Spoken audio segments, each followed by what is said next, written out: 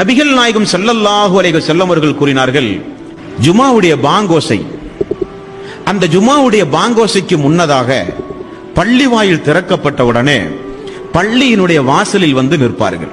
அவர்களுடைய பணி என்ன அன்பார்ந்த சகோதரர்களே? அவர் ஜுமாவுக்கு மட்டுமே இந்த உலகத்தில் இறங்கப்படக்கூடிய மலக்கு.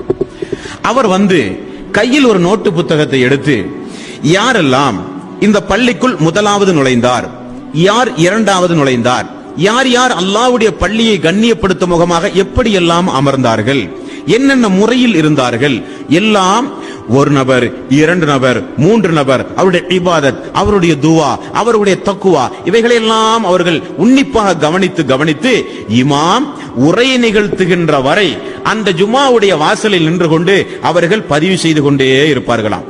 இமாம் ஜுமாவுடைய மேடையில் ஏறினால் புத்தகத்தை மூடி அவர்களும் உரையை கேட்க அமர்கிறார்கள்.